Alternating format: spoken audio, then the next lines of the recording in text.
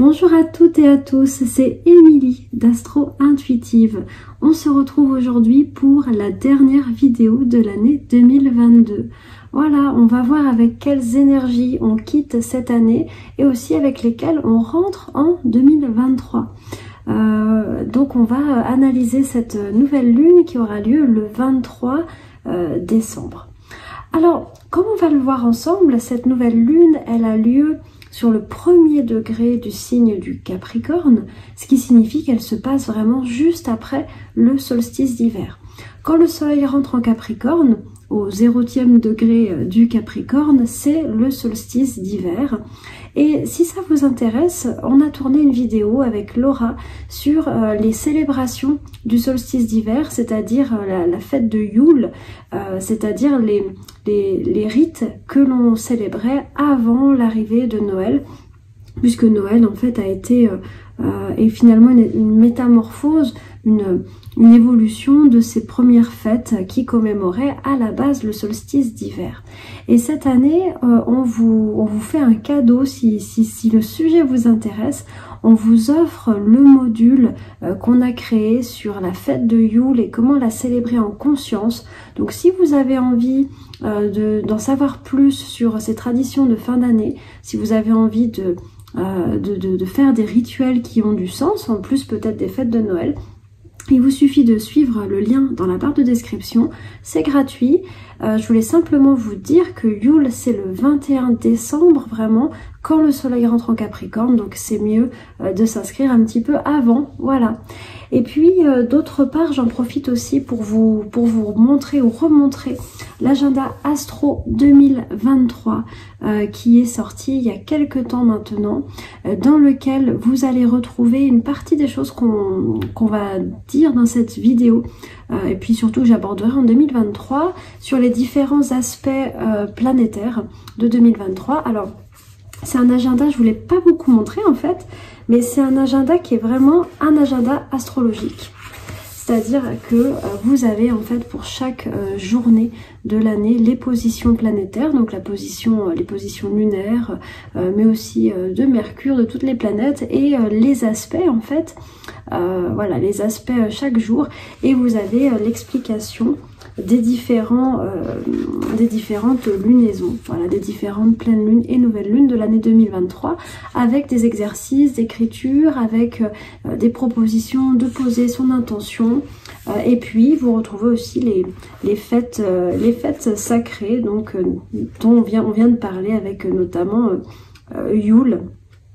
Voilà, donc vous retrouvez toutes ces choses-là dans l'agenda, si vous avez envie d'avoir un outil astrologique pour vous guider, en tout cas pour donner les positions planétaires en 2023.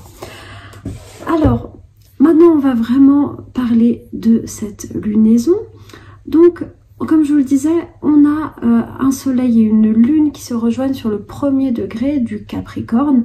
Donc là, c'est vraiment intéressant parce que il y a une affinité entre la nouvelle lune qui propose le fait de démarrer quelque chose, qui lance une énergie, qui ouvre quelque chose, avec le fait qu'on démarre vraiment, le soleil rentre en Capricorne. Donc ça veut dire qu'on aura vraiment un mois entier, un mois lunaire de 29 jours pour expérimenter l'énergie Capricorne. Donc, l'énergie Capricorne, qu'est-ce que c'est? Eh bien, avec le Sagittaire, nous avons descendu les marches de la lumière jusqu'à arriver au point le plus bas en lumière et en énergie. Si on faisait un lien avec un cycle lunaire, la période du Sagittaire correspond à la période juste avant la nouvelle lune, c'est-à-dire quand on est vraiment en fin de cycle et qu'on est assez bas en énergie. Le moment de la nouvelle lune est en analogie avec le solstice d'hiver. On est vraiment au début du cycle de l'année, c'est d'ailleurs pour ça que voilà, il y a la nouvelle année, qu'on pose nos bonnes résolutions pour l'année. Et puis il y a ce côté que tout est en dormance, que il fait noir, il fait sombre, hein. Au moment de la nouvelle lune, il n'y a pas de lumière. Au moment du solstice d'hiver, on est vraiment dans la nuit la plus longue de l'année. Et donc ce signe du Sagittaire, il a pour but en fait de nous amener de l'état automnal à l'état hivernal, de telle sorte que quand on commence en Capricorne, eh bien on est déjà vraiment dans l'hiver. C'est-à-dire que le premier signe de l'hiver, c'est pas un signe qui fait arriver gentiment l'hiver, non. Le Capricorne, il représente vraiment l'énergie hivernale. Et en hiver, qu'est-ce qui se passe dans la nature ? Eh bien, il n'y a pas de récolte, il n'y a plus de fruits, il n'y a plus de légumes dans la nature. On vit avec les réserves qu'on a fait si on a été prudent au temps de la Vierge. Et il y a cette notion de fait d'économie, de frugalité, de simplicité. Alors je sais que les fêtes ne sont pas vraiment raccord avec ça. Les fêtes, en tout cas Noël et le Nouvel An, expriment aussi la joie de ces jours qui vont rallonger.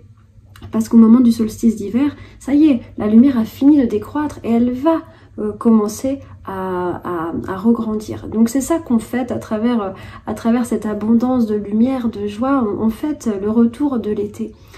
Mais le signe du Capricorne, il a vraiment comme thématique le fait qu'on doit tenir, on doit traverser l'hiver et donc il va nous falloir être en économie d'énergie, en économie de ressources, il va falloir fonctionner avec moins. Et ce signe du Capricorne, eh bien il faut vraiment comprendre que c'est l'ouvreur de l'hiver, mais que comme le signe du Sagittaire nous a conduit progressivement jusque là, en fait, quand on arrive en Capricorne, on est déjà dans une saison vraiment hivernale. Donc c'est pas parce qu'on est au début de l'hiver que l'hiver commence seulement. En fait, l'hiver, il a commencé à s'installer gentiment dans la période du Sagittaire. Et je vous dis ça pourquoi? C'est pour essayer de comprendre vraiment la dynamique de ce signe.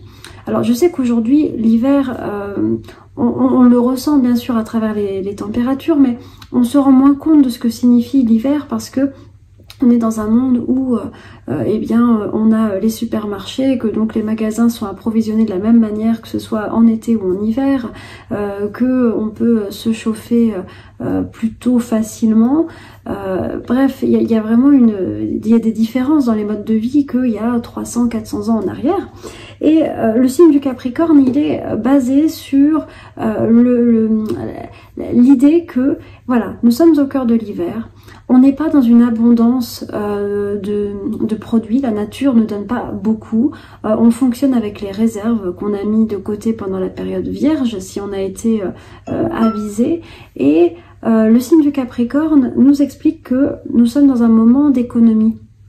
Sa planète c'est Saturne et que donc nous sommes dans un moment où il est bon de faire des économies d'énergie, et je parle pas seulement d'énergie d'électricité, mais des énergies de l'énergie physique, c'est-à-dire qu'il est bon d'en faire moins pendant la période Capricorne. Regardez les animaux par exemple, pour beaucoup ils hibernent.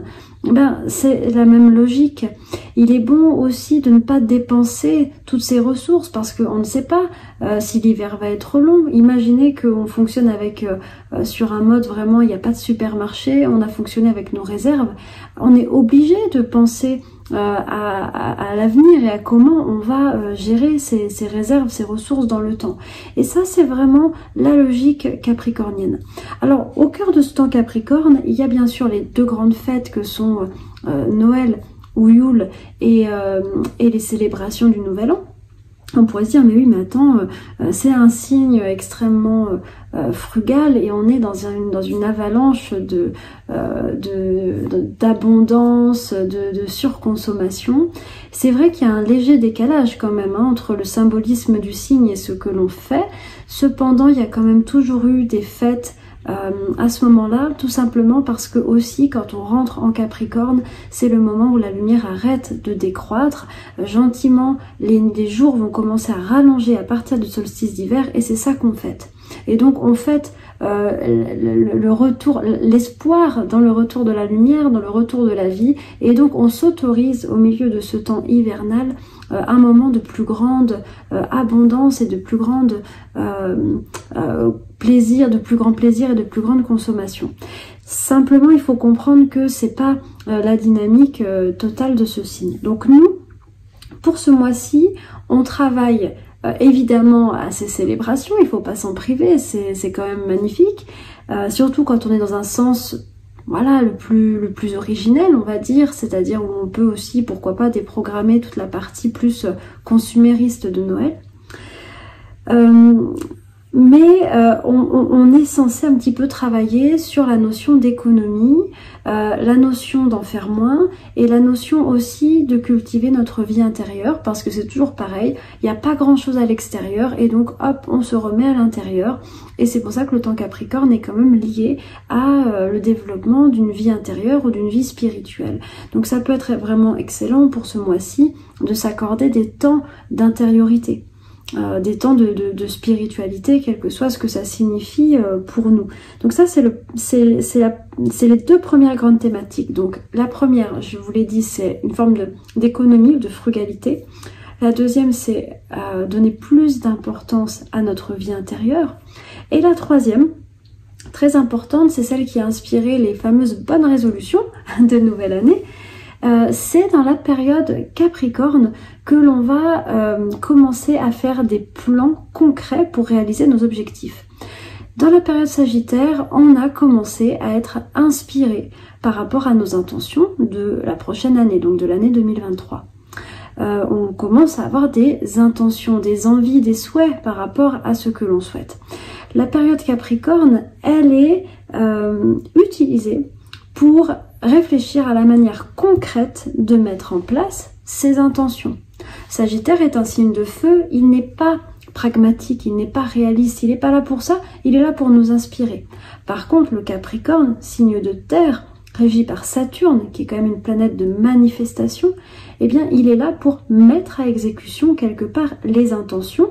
Seulement le Capricorne, il sait très bien que c'est pas en 2 semaines, c'est pas en 1 mois qu'on va parvenir à nos grandes intentions symbolisées par le Sagittaire, et donc c'est le moment où on commence à réfléchir au long terme, c'est-à-dire peut-être à se projeter sur l'année entière, et surtout ce que je vous conseille, c'est de commencer à avoir un modus operandi, c'est-à-dire une manière de s'y prendre. C'est en lien vraiment avec quelque chose de pragmatique, de concret. Comment je fais, comment je m'y prends concrètement pour réaliser mes objectifs. Donc ça peut être, cette année, j'ai envie de faire plus de sport par exemple, alors dans mon emploi du temps, je vais fixer un moment où, peu importe quelles sont nos intentions, ça peut être des petites choses ou des plus grandes, mais le Capricorne, c'est la phase de l'année où on réfléchit à comment s'y prendre et on commence à le faire. Voilà, donc ça c'est aussi quelque chose qui pourrait beaucoup nous occuper. Alors dans le module Yule, si vous vous inscrivez, vous verrez qu'on vous parle du fameux bilan de fin d'année, qui est quand même extrêmement capricornien et saturnien, qui est une phase très importante pour tirer les bénéfices de l'année passée et commencer à construire concrètement l'année à venir. Voilà, donc ça c'est ce qui va nous occuper, ces 3 thématiques, c'est un petit peu ce sur quoi on travaille, De manière générale, et là c'est pas tellement au niveau astrologique, mais du fait qu'on rentre dans la saison hivernale, on a quand même tout un travail à faire pour nous adapter, c'est-à-dire commencer à se préparer au fait que l'hiver dure, on a encore au moins 2 mois clairs d'hiver, parce que le 3e mois est un mois de transition vers le printemps. Mais voilà, on doit aussi faire basculer nos corps et nos biologies dans un rythme hivernal, et ça aussi, ça va nous occuper. Et comme je vous le disais, ça passe nécessairement par une forme d'économie, voilà, par une forme de gestion de son énergie. Alors, maintenant, qu'est-ce qu'on voit par rapport à cette nouvelle lune? Eh bien, c'est très intéressant. Le soleil est rentré en Capricorne le 21 décembre et Jupiter, quant à lui, est rentré en Bélier le 20 décembre, le jour d'avant. Alors, c'est pas la première fois qu'il rentre en Bélier, il y était déjà. Il avait rétrogradé en Poisson, mais là, le revoilà direct et il rentre de nouveau en Bélier. Un Jupiter en Bélier, c'est une énergie d'expansion. Jupiter qui ne s'encombre pas vraiment de complications et qui va à l'essentiel et qui est extrêmement actif, qui est extrêmement ambitieux. C'est vraiment un accélérateur énorme, ce Jupiter en Bélier. Il faut comprendre que Jupiter sera en Bélier jusqu'au mois de mai, ensuite il basculera en Taureau pour environ une année. Donc là, de janvier à mai, on a vraiment un gros coup d'accélérateur qui est mis. Ça peut signifier voilà, le fait de vouloir se lancer dans des projets et puis y aller directement. Cependant, pour cette nouvelle lune, eh bien, ce qu'on voit, c'est que Jupiter est en carré avec le soleil et la lune. Parce que eh bien, le signe du bélier, en fait, c'est l'ouvreur du printemps. Et puis, le Capricorne, c'est l'ouvreur de l'hiver. Donc, vous pouvez un petit peu comprendre ça aussi comme ça. C'est-à-dire que d'un côté, on a un Jupiter qui se croit déjà un petit peu au printemps, qui dit « Allez, allez, on y va, c'est parti !» Et on a pourtant une énergie du temps qui est en lien avec une saison hivernale et qui signifie que on ne peut pas encore démarrer, c'est trop tôt. On va être à contre-courant. Donc là, ce qu'on voit pour cette nouvelle lune, c'est des questionnements autour du fait de se précipiter, du fait de vouloir aller vite, d'avoir tellement envie d'accomplir quelque chose que c'est maintenant, il faut y aller, ou d'être tellement intuitivement persuadé par quelque chose que on fonce parce qu'on le sent. Les signes de feu, ils ont une intuition qui est un peu viscérale, c'est-à-dire ils le ressentent, donc s'ils le ressentent, c'est que c'est vrai. Et voilà, on a cette tension-là. Donc positivement, on peut avoir vraiment des pistes d'expansion, des idées sur ce qui va nous faire aller de l'avant pour les prochains mois. Par contre, voilà, la nouvelle lune semble nous dire il ne faut pas se précipiter. Alors, on est encore en phase de réflexion, de bilan et surtout d'une forme de réflexion lucide et stratégique que représente la nouvelle lune en Capricorne et que représente aussi Mercure dans le signe du Capricorne, sachant que Mercure lui-même va tourner rétrograde le 29 décembre. Et ça signifie également qu'il faut réfléchir, on n'est pas encore dans un moment tourné vers l'action. L'autre chose qui nous indique ça, bien sûr, c'est la planète Mars, qui est toujours rétrograde. Et donc, et c'est intéressant parce que, quelque part, la planète du Bélier, c'est Mars. Donc, Jupiter en Bélier nous renvoie à Mars qui est rétrograde. Donc, on voit que Jupiter, il veut y aller, mais il est un petit peu empêché, parce que pour l'instant on est dans un petit chapitre de l'année 2022 qui va gentiment se terminer le 12 janvier quand Mars retournera direct, où on ne peut pas aller en droite ligne justement. Peut-être que si on s'y prend comme ça, on va faire des erreurs, ou peut-être qu'on va se faire mal, ou qu'on va trop se précipiter. On est dans un moment de réflexion.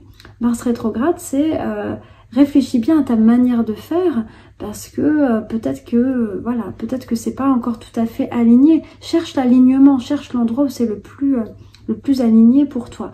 Et ça représente également une forme de pause, voilà, Mars d'habitude, c'est une planète qui a l'habitude de foncer, de libérer son énergie. Et là, c'est comme si on dit, garde ton énergie, garde tes ressources. Ne disperse pas cette énergie, parce que tu vas en avoir besoin, seulement tu dois t'y prendre de la bonne manière.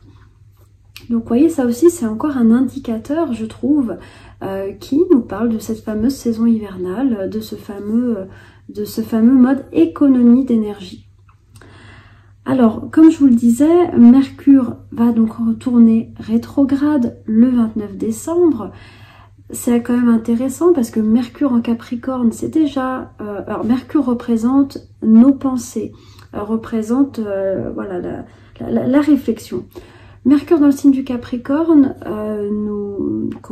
est un symbole qui exprime, une position, pardon, qui exprime une forme de prendre le temps, de la réflexion, de ne pas se précipiter, de faire preuve de sagesse, de lucidité, de pragmatisme. Hein, il y a quelque chose de très pragmatique dans ce signe du Capricorne parce que, imaginez, c'est l'hiver, vous êtes dehors, vous ne pouvez pas vous permettre d'être idéaliste, il faut faut que l'action soit efficace, soit pragmatique. Vous pourriez peut-être mourir si vous n'êtes pas assez pragmatique. Vous voyez, c'est toutes des questions comme ça. Donc le Mercure Capricorne nous parle de ça, d'une réflexion sage, pragmatique, de se donner le temps de réfléchir. Et son passage rétrograde ne nous dit pas quelque chose de différent, mais au contraire amplifie encore plus. Et je trouve amplifie cette nécessité du bilan et de la réflexion sur le modus operandi pour accomplir nos intentions 2023.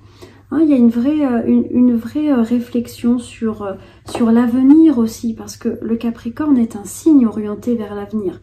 Nécessairement, quand vous êtes au solstice d'hiver, vous êtes en train de réfléchir à la suite, combien de temps l'hiver va durer. Vous êtes en train de penser aussi au fait que bientôt, ça sera le printemps et l'été. Et en règle générale, on pense un peu moins à ça quand on est en saison du printemps. Les signes du printemps sont un petit peu moins tournés vers l'avenir. Donc voilà, il y a cette réflexion sur la suite et sur quelle forme donner concrètement à la suite avec ces planètes en Capricorne et notamment ce Mercure en Capricorne. Alors on notera aussi que Mercure est proche de Pluton et que Vénus, qui est en Capricorne, va également se rapprocher de Pluton. Alors, Mercure ne va pas rester longtemps près de Pluton parce qu'il va rétrograder, mais ce petit passage Mercure-Pluton qui sera aux alentours de la fin d'année, vers le 29, est un bon moment pour peut-être voir des choses qu'on n'avait pas vues jusqu'à présent, pour comprendre en profondeur un problème, une relation, une question. Ça peut être un très très bon moment par exemple pour faire un tirage de cartes, c'est excellent. Et d'autre part, Vénus ensuite va rentrer dans le champ de Pluton. Et là, on a une conjonction Vénus-Pluton au 31 décembre qui représente une forme d'intensité dans le champ relationnel, mais peut-être aussi de certains problèmes qui peuvent surgir. Mais si c'est le cas, c'est parce qu'il y a certainement des choses à comprendre ou à nettoyer. Alors, c'est un transit qui est court, hein, ça va pas être... à moins que vous ayez vous-même une Vénus en Capricorne, ça risque d'être assez simple, c'est pas quelque chose d'énorme. Et on voit également que cette Vénus, elle est quand même bien soutenue par Neptune, donc ça vient adoucir la notion de crise.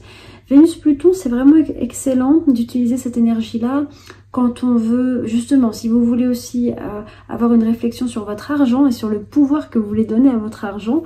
Mine de rien, Vénus-Pluton, c'est un bon moment pour faire votre budget, par exemple.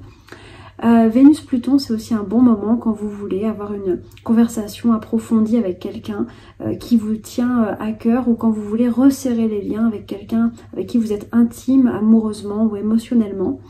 C'est un bon moment. C'est un bon moment aussi quand vous voulez travailler sur vos relations, que vous avez envie de grandir, vous avez envie d'avancer. C'est un bon moment pour faire certaines activités en lien avec ça. Voilà.